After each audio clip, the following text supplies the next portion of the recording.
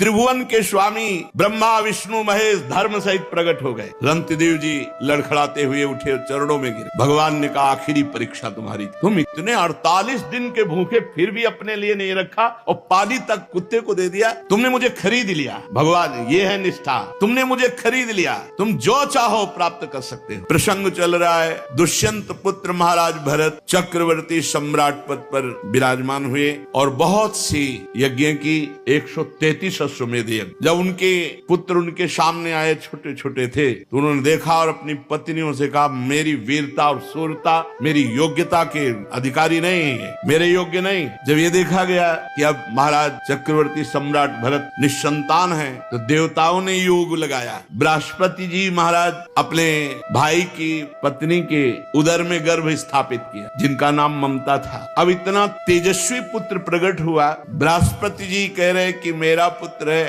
और तथ्य जी कह रहे मेरा पुत्र है। तो माँ ही निर्णय कर सकती किसका पुत्र है। तो ममता जी से पूछा गया संकोच मत करो, बताओ किसका पुत्र है। तो उन्होंने बताया बृहस्पति भगवान। दोनों छोड़ के चले गए। मरुद गणों ने उनका पोषण किया। उनका नाम हुआ भरद्वाज, महान तपोनिधि परम पवित्र। भरद्वाज जी के मन्यु और मन्यु के 5 पुत्र हुए, बृहच्छत्र, जय, महावीर, नर और गर्ग। नर का पुत्र संस्कृति, संस्कृति के 2 पुत्र हुए, गुरु और रंतिदेव। परम पवित्र त्रिभुवन को पावन करने की सामर्थ्य रखने वाले महाराज रंतिदेव। रंतिदेव जी निरंतर भगवान में स्थित रहते और कोई भी आ जाए कुछ भी मांग ले, जो है उनके पास सब कुछ दे देते थे। निरंतर भगवान में भजन, कोई उद्योग ना करना और मांगने वालों को कभी विमुख न जाने देना। धीरे धीरे चक्रवर्ती सम्राट का वैभव क्षीण होता गया। ऐसी स्थिति आ गई कि खाने को नहीं रह गया। उद्योग रहित, निरंतर भजन में स्थित और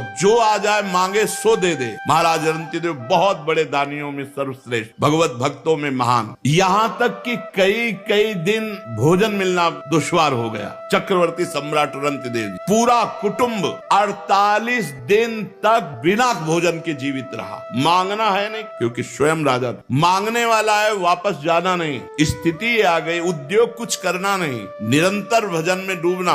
48 दिन तक पूरा परिवार 48 दिन पानी भी नहीं पिया। 49वें दिन प्रातः काल भगवत प्रेरणा से कुछ घी, खीर, हलवा, जल उपस्थित हुआ। 48 दिन के भूखे तो परिवार के लोग देखते ही एकदम, परंतु जो ही वो भोजन का भोग लगा रहे थे कि भगवान अतिथि रूप में आ गए। ब्रह्म ऋषि रंतिदेव ने रोक दिया, परिवार बिल्कुल छूना मत, अतिथि भगवान आए। बैठ करके काफी मात्रा में हलवा और जो जो था सब खा के, जल ठंडा पी के, अभी वो जो बचे हुए कुछ कण थे उनको बांट करके प्राण पोषण के लिए पाना ही चाहते थे कि एक दूसरा अतिथि आ गया दरिद्र रूप में, महाराज रंतिदेव। रंतिदेव भगवान के स्मरण किए और वह जो बचा हुआ है दे दो। बचे हुए को अन्न में वो जो अतिथि रूप में आए हुए भगवान थे वो पाले। सोचा कि जो कण गिरे होंगे उनको जबान में रख देंगे, प्रसाद हो जाएगा तो कुछ तो प्राण का। इतने में कुत्ता आ गया, उसने कहा महाराज छूना मत, हमको चाट लेने दो, मैं बहुत दिनों का भूखा हूँ। रंतिदेव ने वो भी। इसके बाद भगवान का स्मरण किया और जो जल बचा था परिवार को जल दिया पीने को, खुद जल भी नहीं पिया। जल ही पीने के लिए आए, बांट करके तैयार हुए थे परिवार के जन की चांडाल आ गया, महाराज मैं बहुत प्यासा हूँ, पी ली। रंतिदेव जी ने जब जल पिलाया और वो चला गया, वो आंसुओं से पुलकित होकर भगवान से कहा ना कामये हम गतिमीश्वरात परामष्ट सिद्धिर्युक्ताम पुनर्भवम वा आरतिम प्रपद्ये खिल देह भाजा मंता स्थितो ये न भवन्ति दुखा।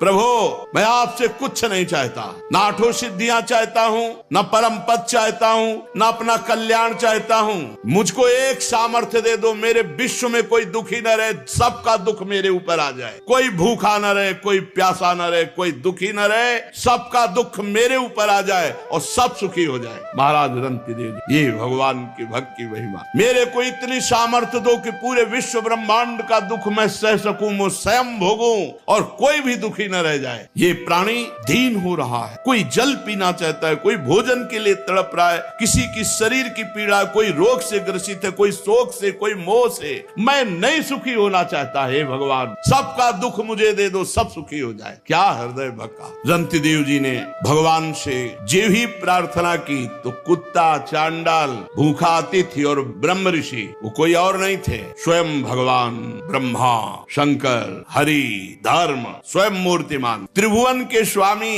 ब्रह्मा विष्णु महेश धर्म सहित प्रकट हो गए। रंतिदेव जी लड़खड़ाते हुए उठे, चरणों में गिरे। भगवान ने कहा आखिरी परीक्षा तुम्हारी, तुम इतने 48 दिन के भूखे फिर भी अपने लिए नहीं रखा और पानी तक कुत्ते को दे दिया। तुमने मुझे खरीद लिया भगवान, ये है निष्ठा, तुमने मुझे खरीद लिया, तुम जो चाहो प्राप्त कर सकते हो। उन्होंने कहा प्रभु आप देना भी क्या चाहोगे, त्रिगुणमयी माया, उसका प्रभाव तो आपकी कृपा से हम जान ही चुके हैं कि मिथ्या है, मुझे नहीं चाहिए। भगवान ने कहा तुम्हारे रिश्ते नाते जितने भी परिकर के हैं सबको मैं परम धाम देता हूं। संबंधी, रिश्ते, नाते, परिवार जितने जो हैं सब परम धाम, भगवान ने कहा परम धाम दे। भगवान के परम धाम को रंतिदेव पूरे परिकर सहित गए। ये है जीवन समर्पित कर दिया तो अनंत वैभव, अनंत आनंद, अनंत काल के लिए। फिर मन्यु पुत्र गर्ग से शिनी, शिनी से गार्ग का जन्म हुआ, गार्ग से ब्राह्मण वंश चला। महावीर का पुत्र दुरतिक्षय, दुरतिक्षय का 3 पुत्र त्रयारुणी, कवि, पुष्कारुणी, ये तीनों ब्राह्मण ही हुए। बृहच्छत्र का पुत्र हस्ती हुआ, उसी से हस्तिनापुर बसी। हस्ती के 3 पुत्र अजमीर, दुमीड, पुरमीड। अजमीर के पुत्रों में प्री, मेधा आदि सब ब्रह्म ऋषि हो गए। अजमीर के एक पुत्र का नाम था बृहदिश, बृहदिश का पुत्र बृहदभानु, बृहदधनु का बृहत्काय, बृहत्काय का जयद्रथ, जयद्रथ का पुत्र हुआ विशद, विशद का सेनजीत। सेनजीत के 4 पुत्र है रुचिराष्ट्र, दृढ़हनु, काश्य और वत्स। रुचिराष्ट्र का पुत्र पार था, पार का प्रथुसेन, प्रथुसेन का नीप और उनके नीप के 100 पुत्र हुए। नीप की पत्नी छाया से शुक की कन्या कृति से विवाह हुआ, उसी से ब्रह्मदत्त नामक पुत्र हुआ।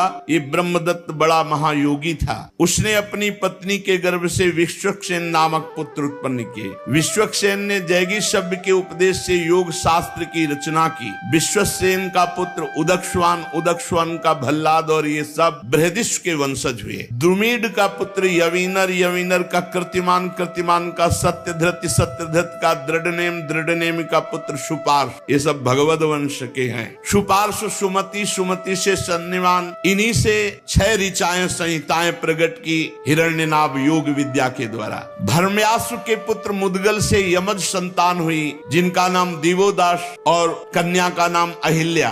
अहिल्या का विवाह महर्षि गौतम ऋषि से हुआ। बहुत ही सुंदर त्रिभुवन सुंदरी अहिल्या जी थी, इसीलिए देवराज इंद्र आकर्षित हो गया था और वो गौतम ऋषि की पत्नी अहिल्या पर गंदी दृष्टि रख। देवराज इंद्र होकर, बोलो त्रिभुवन पति होकर, एक महात्मा की पत्नी अवसर ढूंढता रहा। तो प्रातः कालीन ब्रह्म मुहूर्त में गौतम ऋषि स्नान करने जाते थे, इसको यही अवसर मिला। तो ब्रह्म मुहूर्त नहीं था, उसने अपनी माया से उस समय मुर्गा बोलते वही प्रातः कालीन माना जाता था, घड़ी आदि तो थी नहीं।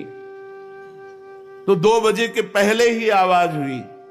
गौतम ऋषि को लगा तो कि आज बहुत जल्दी, पर उनको लगा कि शायद ध्यान में कमंडल उठाया, स्नान के ले गए। इतने में गौतम ऋषि का रूप धारण करके अहिल्या के पास गए। अहिल्या जी जब तक समझती तब तक गौतम ऋषि जब वहां नदी के किनारे गए तो धाराजू ने आज्ञा करी कि ये ब्रह्म मुहूर्त नहीं, मुझे मत स्पर्श करना, नहीं आपको दोष लगेगा।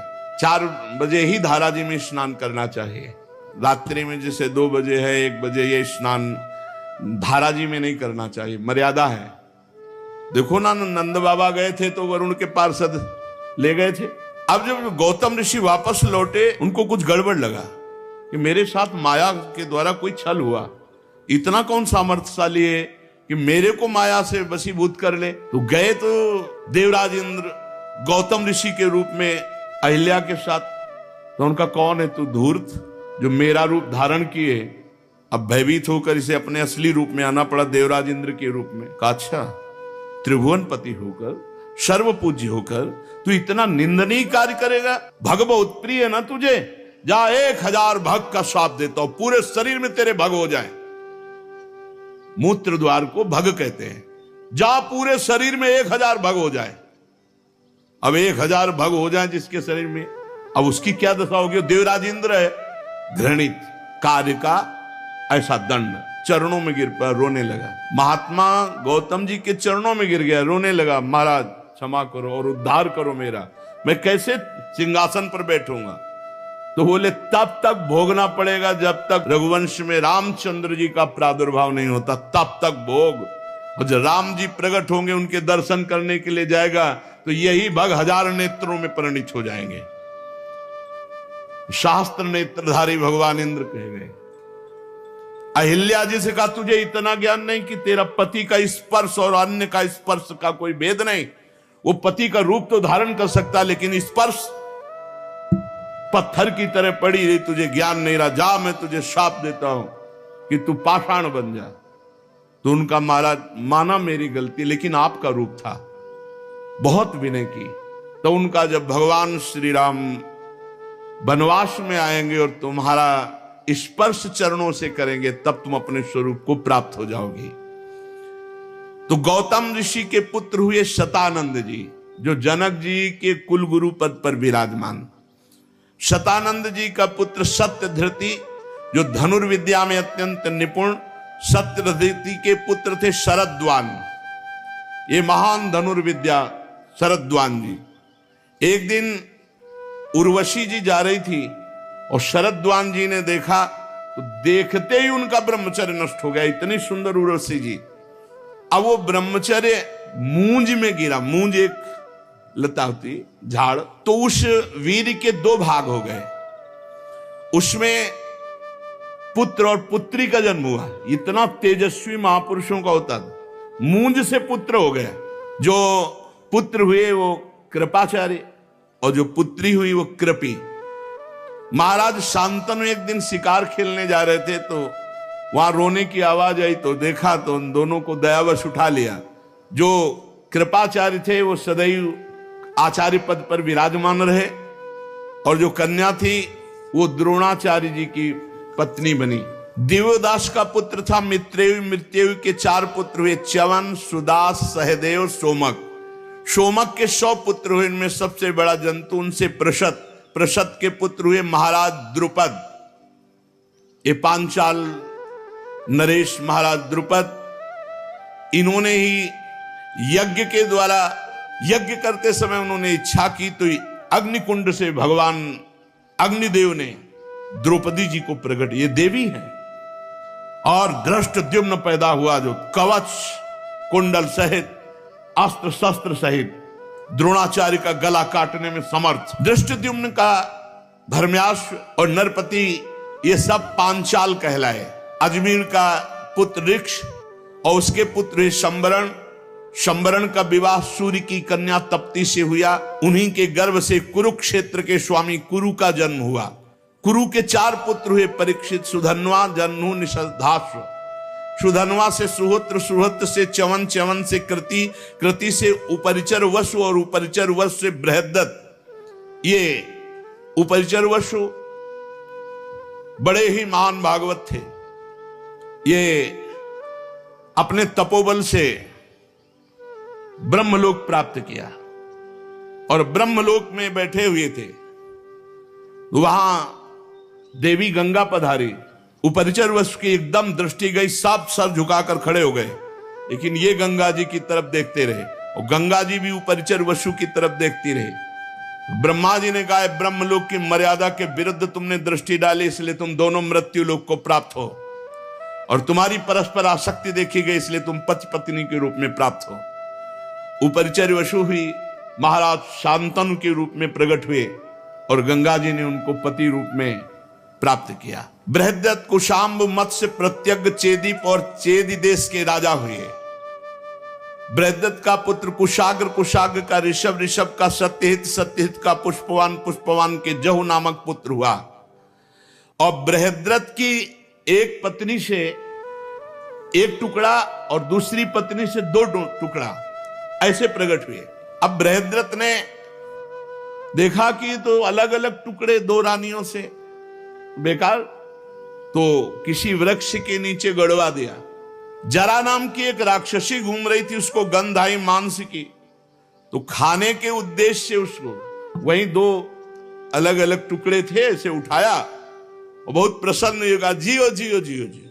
वो जी गया और रोने लगा। तो उसने सोचा कि जिंदा क्या खाना, ये बालक अगर हमारे महाराज बृहदस्यु को प्राप्त हो तो बड़ी राक्षसी चमत्कारिणी थी, वो गई और कहा महाराज की जय हो, हमें 2 टुकड़े मिले, उनको जोड़ा तो पुत्र बन गया। बोले मेरे ही रानी के टुकड़े थे, मैंने ही गड़वाए थे, वो तो मेरा ही पुत्र है। तो जरा राक्षसी के द्वारा जोड़ने के कारण उसका नाम जरासंध हुआ। इसीलिए भीम खूब पटकते रहे लेकिन मरा नहीं।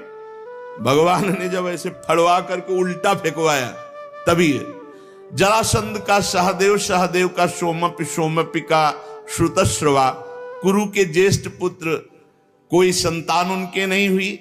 जन्नू का पुत्र सुरत, सुरत का विदुरत, विदुरत का सार्वभौम, सार्वभौम का जयसेन, जयसेन का राधिका, राधिका का पुत्र अयुत, अयुत का क्रोधन, क्रोधन का देवातिथि, देवातिथि का ऋष्य, और ऋष्य का दिलीप, और दिलीप के महाराज प्रतीप, और प्रतीप के 3 पुत्र हुए, देवापि, शांतनु, बाल्मीक। देवापि तो अवधूत महापुरुष थे। जेवी राजपाट का वैभव देखा, उनका ऐसा मायाकृत है, और एकांतवास करते हुए निरंतर भगवान का स्मरण करके परम पद को प्राप्त हुए। राज्य पद पर महाराज शांतनु विराजमान हुए। ये महा पराक्रमी, महान तेजस्वी, छू ले तो बूढ़े से जवान हो जाए, छू दे तो बूढ़ा जवान हो जाए। यम यम कराभ्याम स्पृशति जीर्णम यौवन में तिस, उनके राज्य में कोई बूढ़ा नहीं रहता था। बूढ़ा जा रहा, छू दिया, जवान हो गया। महाराज शांत, अरे गंगा जी के पति बने कोई ऐसे खिलवाड़, ऐसे वैसे महापुरुष तो कोई कितना भी अशांत हो, छू ले तो शांति, इसीलिए उनका नाम शांतन। दवा की जरूरत ही नहीं है। करामात का चमत्कार रूप शांतनु महाराज। एक बार शांतनु जी के राज्य में 12 वर्ष तक इंद्र ने वर्षा नहीं की, तो ब्राह्मणों ने शांतनु से कहा कि तुमने एक क्रम तोड़ा है, तुम्हारे बड़े भाई देवापि हैं और उनका विवाह नहीं हुआ, उन्होंने राजपद स्वीकार नहीं किया, और तुमने विवाह कर लिया और राजपद स्वीकार किया, उनकी आज्ञा तो हुई नहीं।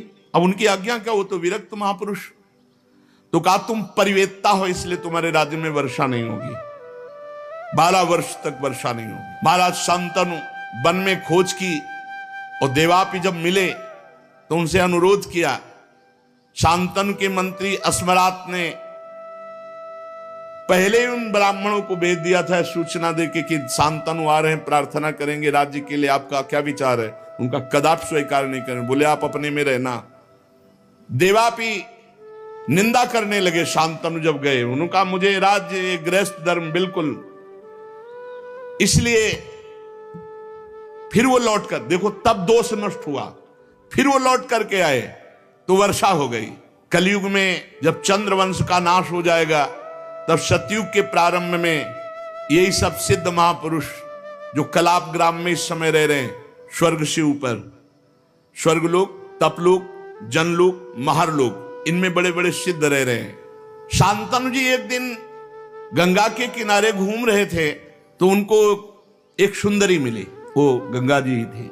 इनके पिता जो प्रतीक थे वो हरिद्वार में बड़ी तपस्या कर रहे हैं। गंगा जी प्रसन्न हुई और आकर के दाहिनी गोद में बैठ गए जांग पे, और प्रतीक ऋषि से कहा कि मैं बहुत प्रसन्न हूं तुम्हारे ऊपर, मुझे स्वीकार करो। तो उनका हाँ बेटी। तो उनका आपने बेटी क्यों कहा?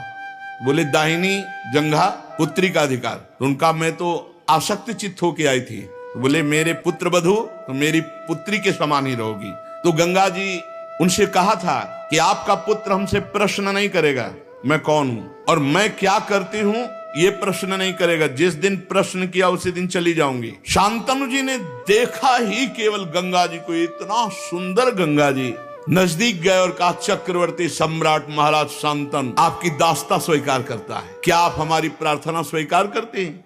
तो गंगा जी ने कहा शर्त, प्रश्न नहीं मैं कौन हूं, क्योंकि जान जाए कि गंगा जी हैं तो फिर स्पर्श करने की सामर्थ्य कहां। देव निधि भगवती ब्रह्म स्वरूप गंगा जी। दूसरी बात, मैं जो भी क्रिया करूंगी उस पर तुम प्रश्न नहीं करोगे। शांतनु ने कहा स्वीकार। तो कहा मैं आपकी अर्धांगिनी बन सकती हूँ।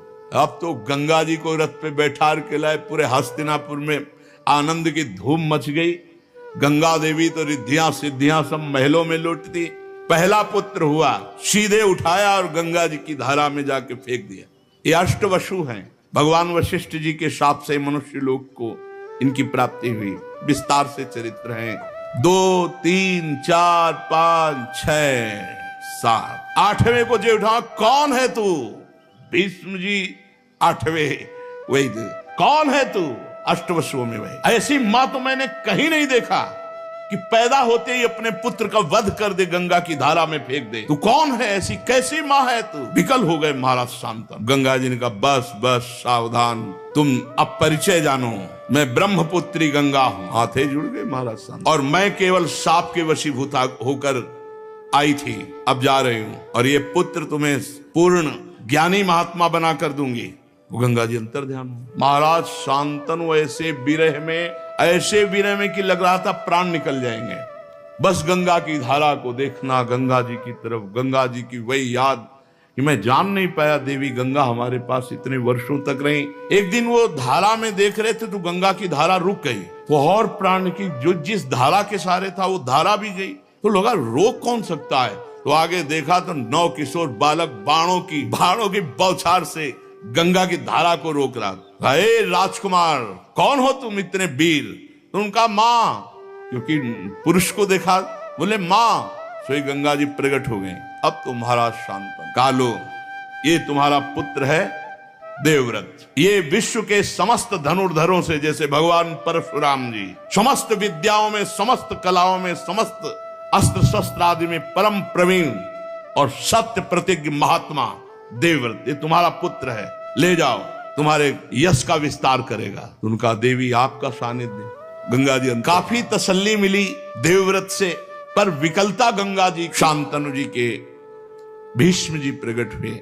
शेष चर्चा आगे। श्री राधा वल्लभ लाल की।